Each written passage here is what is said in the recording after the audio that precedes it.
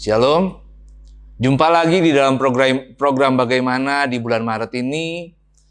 Dan kita akan belajar dari kitab Kisah Para Rasul. Kisah Para Rasul 1 ayat 1 dan 2. Hai Theophilus, dalam bukuku yang pertama aku menulis tentang segala sesuatu yang dikerjakan dan diajarkan Yesus. Sampai pada hari ia terangkat. Sebelum itu, ia telah memberi perintahnya oleh Roh Kudus kepada rasul-rasul yang dipilihnya. Judul atau tema pada pagi hari ini yaitu benar, benar, benar. Temanya adalah benar, benar, benar. Eleners yang terkasih, Kisah Para Rasul merupakan buku kedua. Buku pertamanya yang kita kenal sebagai Injil Lukas. Dan penulisnya adalah seorang Yunani, Dr. Lukas. Dia mendapatkan tugas untuk menyelidiki dan melaporkan kembali kepada seseorang yang bernama Theophilus. Ya, bagi saya cukup misterius siapa Theophilus itu.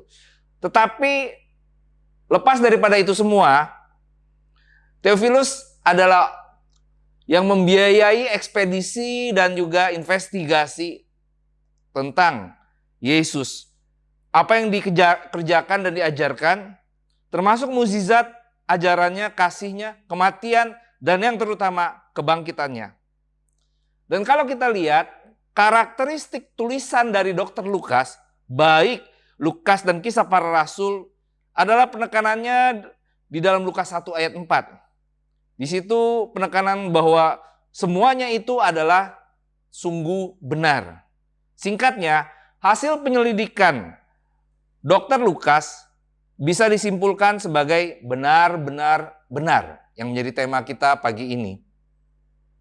Berdasarkan tulisan Dr. Lukas, baik Kisah Para Rasul dan Kitab Lukas, menunjukkan bahwa kebenaran yang dimiliki kekristenan adalah kebenaran yang objektif. Bukan spekulasi semata, bukan hasil imajinasi atau proyeksi subjektif dari sebuah keyakinan yang buta. Tolong digarisbawahi, ini merupakan hasil penyelidikan yang cermat, sistematis, dan validitasnya bisa dipertanggungjawabkan. Mengapa sedemikian perlu bagi seorang Theophilus sampai membiayai mengirimkan ekspedisi tentang Yesus? Karena dia sudah mendengar, dan sudah diajarkan ajaran Yesus. Tiba saatnya dia mengambil kesimpulan.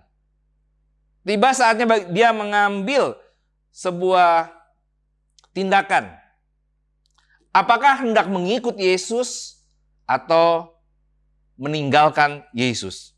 Dan untuk kesemuanya itu Theophilus dikuatkan bahwa berita tentang mukjizatnya, ajarannya, kasihnya, kematian dan kebangkitannya adalah benar-benar benar. Itu yang disampaikan oleh Dr. Lukas. Jika hari ini ada anak-anak Tuhan yang mempertimbangkan untuk meninggalkan kekristenan atau melepaskan kekristenannya, saran saya coba bacalah sekali lagi tulisan Dr. Lukas ini. Baik Injil Lukas maupun Kisah Para Rasul secara cermat. Mengapa demikian? Karena hasil akhir dari investigasinya yang intensif menyatakan bahwa Kristus benar-benar Mesias, dia adalah sang kebenaran itu sendiri. Yang bertelinga hendaknya mendengarkan hal ini baik-baik. Ya, benar, benar, benar. Jadi marilah kita perteguh iman kepercayaan kita kepada Allah yang sejati. Marilah kita perteguh iman kepercayaan kita kepada Allah yang benar, benar, benar. Selamat beriman dan selamat tinggal di dalam kebenaran. Tuhan Yesus memberkati.